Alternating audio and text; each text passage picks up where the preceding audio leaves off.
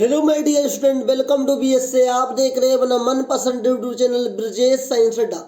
साथियों, आज इस वीडियो में मैंने कुछ ऐसे टॉपिक्स को सिलेक्ट किए जो आपके साइंस के अंदर फिजिक्स का जो सेक्शन है उसके लिए बहुत ही इंपॉर्टेंट क्वेश्चन और साथ ही वायरल क्वेश्चन है और उससे संबंधित हर साल कोई ना कोई प्रश्न जरूर आता है। इस वीडियो में हम लोग देखने वाले ओम के नियम, श्रेणी क्रम संयोजन, समांतर क्रम संयोजन से संबंधित कुछ प्रश्नों को, और आज इस वीडियो में बताने वाला हूं किस प्रकार से आपको प्रश्नों को लिखना चाहिए जिससे कि आपको फुल मार्क्स मिले। कितना मिले? फुल का फुल मार्क्स मिले और आपका एक भी नंबर कटे ना। तो चलिए इस वीडियो को कंटिन्यू देखते रहिए और लास्ट तक मैं 5 टिप्स आपको बताने वाला हूं, तो सारे टिप्स आपके लिए काम आएंगे। चलिए शुरू करते हैं आज की सीरीज। सबसे पहले आज मैं इस वीडियो में जो आपको बताने वाला हूँ वो बताने वाला हूँ ओम का नियम। क्या? ओम का नियम। ओम का नियम। चलिए, अब ओम का नियम किन किन संबंधों में साथियों? अब देखिए, आज के समय में साथियों ओम का नियम अगर बहुविकल्पीय में पूछता है तब कैसे लिखा जाएगा? 4 नंबर में पूछेगा तब कैसे लिखा जाएगा? उससे कम नंबर में पूछेगा तब कैसे लिखा जाएगा? उन सभी चीज़ों को बताऊंगा साथियों। टिप्स नंबर 1 है कि साथियों जितना सवाल के अंदर जवाब पूछा जाए उतना ही जवाब दीजिए। अपनी जानकारी उतना ही दीजिए जितना आपको नंबर मिल जाए।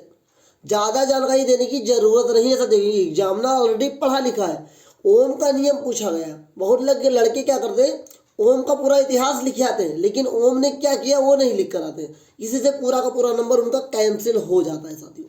आइए ओम के नियम को लिखना क्या है बोर्ड एग्जाम में आपको, वो मैं आपको बताता हूँ।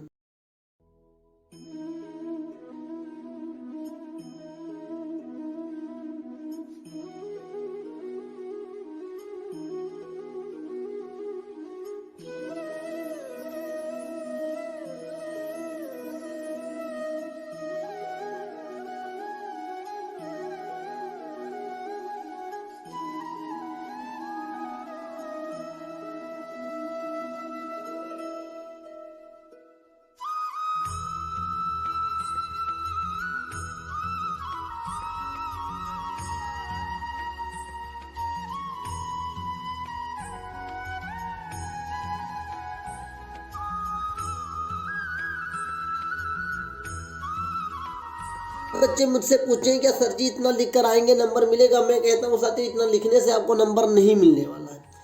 ये इतना हम क्यों लिख रहे हैं? हम अपना प्रिपरेशन बना रहे हैं, एक एग्जामिनर के सामने अपनी छवि दृष्टि बना रहे हैं साथियों। ये नंबर जो आपका क्वेश्चन पूछा जाएगा वो 4 नंबर में पूछा जाएगा। 4 नंबर के अगर 2 लाइन लिख कर आओगे उतना नंबर आपको मिलने वाला नहीं है साथियों। अब साथियों इस नियम के अनुसार अब जो मेन है उसको हम लिखेंगे।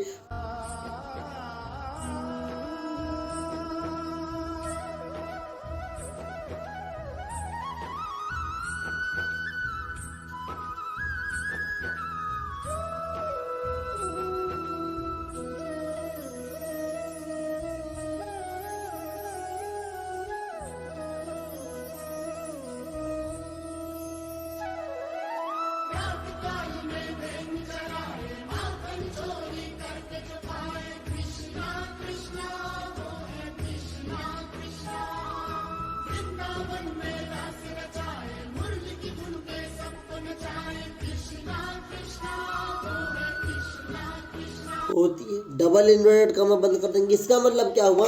यदि किसी चालक की भौतिक अवस्था में कोई परिवर्तन न किया जाए तो उसके सिरों के मध्य बहने वाली धारा का मान उसके विभवांतर के अनुक्रमानुपाती होगा। सबसे आसान लैंग्वेज इतना आप लिखेंगे, 4 नंबर आपको पूरा का पूरा मिलेगा। अब नीचे देखिए ओम का नियम है क्या? तो बी प्रपोजनल आई। बी प्रपोजनल आई, अगर प्रपोजनल हटता है तो लोग ज्यादा साथियों आर क्या एक नियतांक है, तो यहाँ से सूत्र हम बना सकते हैं आर बराबर बी अपान आई। एक बात मैं और आपको क्लियर कर देता हूँ, जब ऑब्जेक्टिव में पूछेगा तो बताएगा बी प्रपोजनल आई। साथियों बी प्रपोजनल आई भी दे सकता है, बी बराबर आर आई भी दे सकता है और आर बराबर बी अपान वही दे सकता है। लेकिन साथियों आर अपान वी, आर बराबर बी अपान नहीं मुश्किल से देता है। ये 2 कॉन्सेप्ट क्लियर करके जाइए, आपके बहुविकल्पीय में काम आएगा। बताएगा निम्नलिखित में से कौन ओम के नियम का प्रतिपादन करता है? नंबर 1 बी प्रपोजनल आई, इसको भी दे सकता है, कुछ और दे सकता है। मान लो ये है तो पहले आपको इसको टिक करना है, इसको बाद में, अगर ये नहीं है तब इसको टिक करना है। तो सारा का सारा कॉन्सेप्ट मैंने क्लियर किया ओम के नियम को लेकर। बहुत बच्चे क्या करते हैं कि मैंने टेस्ट भी लिया है बहुत सारे बच्चों का कि यहाँ से यहाँ तक लिख देते हैं, फिर कहते हैं सर जी हमको नंबर क्यों नहीं मिला। तो मैं आपको बता दूं साथियों, अगर आपसे पूछा जाता है आपके घर पे क्या बना है तो वो बताओ ना, क्या क्या बना है ये नहीं बताना है, क्या बना है वो बताओ।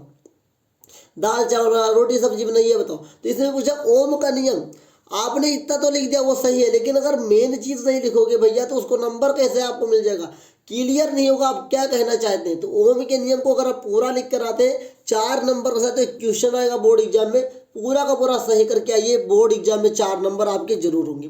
ठीक है, ओम के नियम को बताने के बाद जो सारा कॉन्सेप्ट मुझे बताना होता है वो था श्रेणी क्रम और समांतर क्रम। तो आइए श्रेणी क्रम संयोजन और समांतर क्रम संयोजन को देख लेते हैं, कैसे उनको प्रतिपादन किया जाता है। आइए आगे बढ़िए, अब हम लोग देखते हैं साथियों श्रेणी क्रम संयोजन।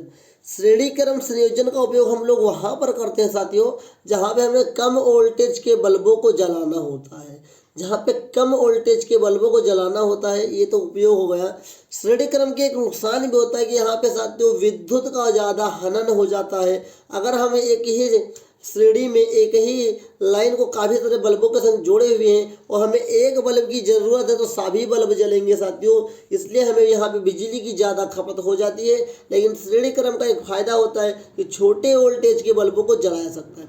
आइए श्रेणी क्रम संयोजन के लिए हम सूत्र कैसे प्राप्त करते हैं उसको, तो पहले आप अगर एग्जाम में आता है तो पहले लिखिएगा श्रेणी क्रम संयोजन, फिर नीचे लिखिएगा साथियों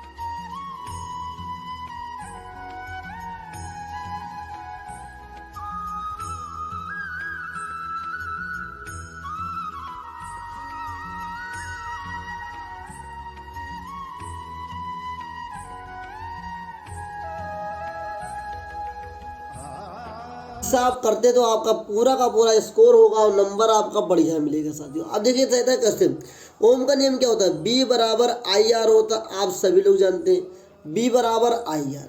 पहले मैं आपको एक चित्र बना के दिखाता हूँ, समझाता हूँ, उसके बाद आप समझ में जल्दी पाएंगे।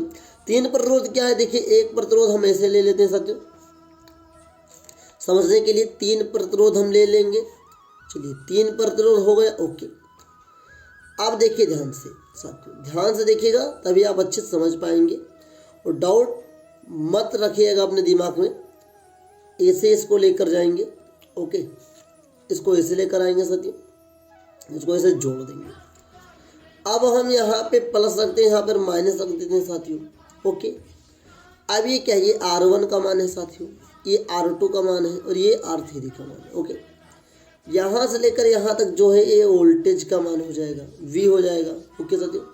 यहाँ हो जाएगा B1, यहाँ क्या हो जाएगा B2 और यहाँ हो जाएगा B3, ओके। ध्यान दीजिएगा साथियों। और इसमें धारा क्या बह रही है, धारा साथियों I बह रही है, क्या धारा इसमें I बह रही है।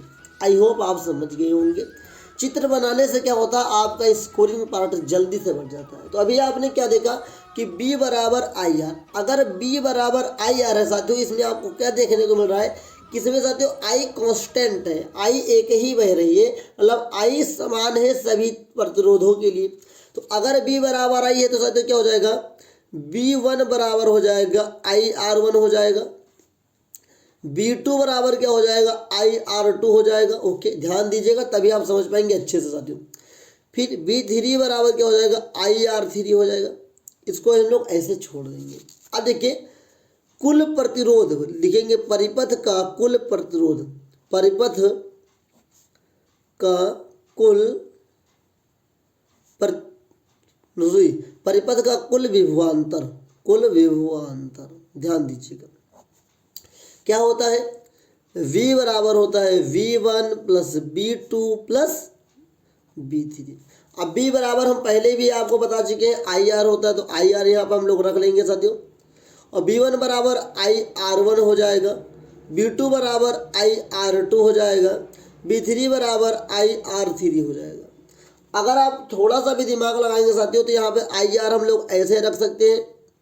और इन तीनों में क्या कॉमन है, कॉमन का मतलब जो तीनों में से मिल जाए हमें, तो क्या आई है, तो आई बाहर निकाल लेंगे, बन जाएगा R one R two plus R three. और यहाँ से आई आई कैंसिल हो जाएगा, तो आई बराबर क्या हो जाएगा R one plus R two plus R three. ये आपका क्या है श्रेणी क्रम संयोजन का सूत्र है। ये क्या है श्रेणी क्रम संयोजन का सूत्र है साथियों। इतना अगर आप करते हैं तो आपका भी ये 4 नंबर तक मिल जाता है, 4 से 5 नंबर तक साथियों स्कोर हो जाएगा। 5 नंबर कैसे होगा, तो 4 नंबर स्कोर करने पर होता है। और एक सवाल आपसे पूछा जाता है श्रेणी क्रम संयोजन में कौन सा चीज सभी प्रतिरोधों के लिए समान होता है, तो होता है धारा। क्या होता है साथियों, धारा। याद रखिएगा धारा का मान सभी प्रतिरोधों के लिए श्रेणी क्रम संयोजन में एक समान होता है साथियों। आइए अगले कॉन्सेप्ट की ओर लेकर चलता हूं, और मैं विश्वास करता हूं, आशा करता हूं कि ये श्रेणी क्रम संयोजन का कॉन्सेप्ट आपका क्लियर हुआ होगा और आप अच्छे से तैयार करके जाएंगे, जिससे कि आपका 4 से 5 नंबर छूटे ना एग्जाम में। आई होप आप लोग बेहतर से तैयार करेंगे और अच्छी चीज़ें सीख रहे हैं तो अच्छा रिस्पेक्ट भी करेंगे। आइए आगे हम लोग देखते हैं समांतर को बोलते हैं सर पार्श्वर क्रम। क्या बोलते हैं, पार्श्वर क्रम संयोजन। देखिए कभी कभी एग्जाम में समांतर क्रम न लिखकर पार्श्वर क्रम आता तो आपको घबराना नहीं है, सवाल वही है, जवाब भी वही होगा, लेकिन पूछने का तरीका बदल गया है साथियों। तो आइए इसको कैसे करेंगे, सेम टू सेम वैसे ही करेंगे, लेकिन आपको कॉन्सेप्ट क्लियर होगा तो आप बेहतर कर पाएंगे। आइए देखते हैं कैसे। यहाँ लिख देंगे साथियों कि माना वहां भी 3 माने तो यहाँ भी 3 मान लेंगे। माना 3 प्रतिरोध, 3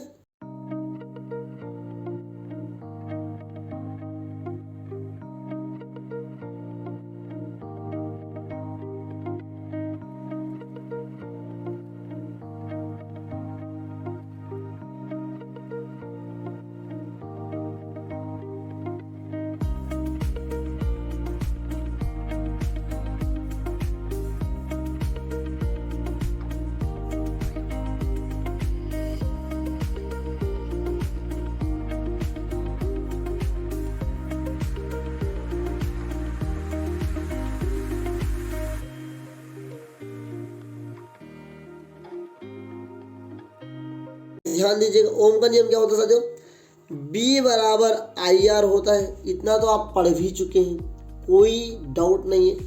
और एक यहाँ से अगर हम आई बराबर निकालें तो आई बराबर क्या हो जाएगा, बी अपान आर हो जाएगा। अब इसी कॉन्सेप्ट से हम इस नियम का प्रतिपादन करेंगे, सूत्र का प्रतिपादन करेंगे, लेकिन उससे पहले एक चित्र बनाते हैं साथियों। कैसे बनाते हैं देखिएगा, कितने हैं, 3 हैं, तो 3 प्रतिरोध कैसे हैं देखिए I1। अब देखिए ध्यान से, यहाँ पे हमने R1 मान लिया, ओके ऐसे लेकर जाओ। यहाँ पर हमने क्या मान लिया था, तो R2 मान लिया, इसको ऐसे लेकर जाओ।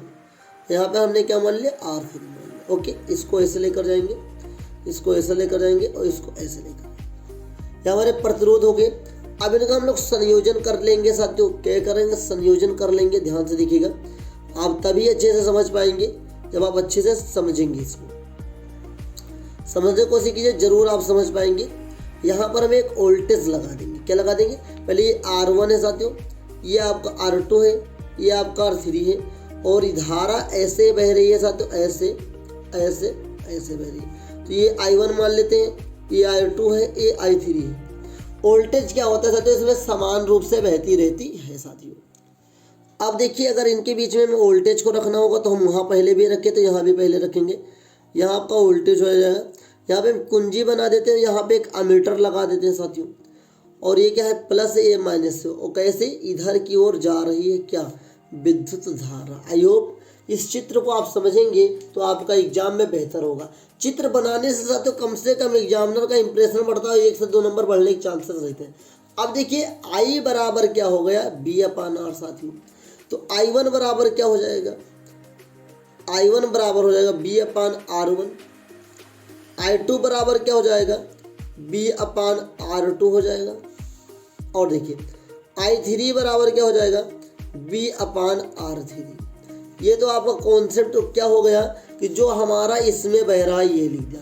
अब यहाँ पे कुल परिपथ की कुल धारा लिखेंगे। क्या अब परिपथ की कुल धारा का मान, कुल धारा का। ओके, अगर आप कहीं और पढ़े हैं, अपने बुक्स में कुछ और पढ़े हैं और आप कह रहे हैं साथियों मैं कंफ्यूज क्यों कर रहे हैं, तो आप निश्चिंत रहिए, कंफ्यूज हम नहीं कह रहे हैं। ये परिपथ आपका क्या है, ए और बी है। मैं जो बता रहा हूँ आप निश्चिंत रहे, यही आपका एग्जाम में फंसेगा। और जैसे मैं बता रहा हूँ ऐसा लिख कर आइए, एग्जामिनर आपसे इम्प्रेस होगा और नंबर आपको बेहतर ही मिलेगा साथियों। परिपथ की कुल धारा तो I बराबर I1 plus I2 plus I3। Dot बहुत सारे हो सकते हैं, जितने जोड़ते जाओगे उतना आगे बढ़ते जाएगा। हम 3 लिए तो 3 ही मानेंगे। I बराबर हम पहले भी पढ़ चुके हैं, B/R होगा तो B/R यहाँ पर लगा देंगे साथियों। और I1 का मान B/R1 हो जाएगा, I2 का मान B/R2 हो जाएगा सोती, और I3 का B/R3 हो जाएगा। इतना तो आप लोग समझ चुके हैं। अब हम ऊपर देखिए, V सभी में कॉमन है, यहाँ पर B हम लोग कॉमन लेंगे तो B/R बराबर हो जाएगा B बाहर 1/R1 1/R2 प्लस 1/R3 हो जाएगा। V से V कैंसिल हो जाएगा साथियों, तो 1/R बराबर हो जाएगा 1/R1 plus 1/R2 plus 1/R3। कहा है साथियों, जी नहीं, ये समांतर क्रम संयोजन है साथियों। क्या है, समांतर क्रम संयोजन है। इसको हम लोग पाश्चर क्रम बोलते हैं। क्या, समांतर क्रम संयोजन को पाश्चर क्रम बोला जाता है साथियों। श्रेणी क्रम का सूत्र क्या होता है, पहले आप लोग जान चुके हैं, R बराबर R1 plus R2 plus R3। जितने भी बढ़ते जाएंगे उतना बढ़ता जाएगा साथियों। अभी मैंने आपको बताया था कि श्रेणी क्रम संयोजन में साथियों क्या कॉमन होता है, उसमें साथियों I कॉमन होता है और इसमें साथियों V कॉमन होता है। ये ऑब्जेक्टिव में पूछता है कि बताइए कि निम्नलिखित में से समांतर क्रम संयोजन में क्या समान होता है, तो साथियों V का मान समान होता है। आई होप आप समझे होंगे किस प्रकार से समांतर क्रम संयोजन, श्रेणी क्रम संयोजन को सूत्र प्रतिपादन किया जाता है और ओम का नियम भी इस वीडियो में आपने सीखा है। इस वीडियो को अगर आपने शुरू से लेकर अंत तक बिना स्किप किए देखा होगा तो ये तीनों टॉपिक का कॉन्सेप्ट क्लियर होगा और आपके बोर्ड एग्जाम में अगर आपका आएगा तो 4 नंबर आपका पक्का जरूर हो जाएगा। और ये पक्का का पक्का रहिए, कह सकते हो जरूर फंसेगा। मेरी आपसे विनती है कि आप लोग इस वीडियो को अच्छे से देखिए और ज़्यादा से ज़्यादा लोगों तक शेयर कीजिए और बोर्ड एग्जाम 2024 में अच्छा स्कोर जरूर करेंगे।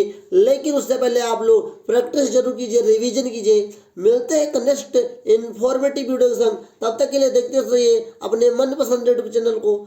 जय हिंद, जय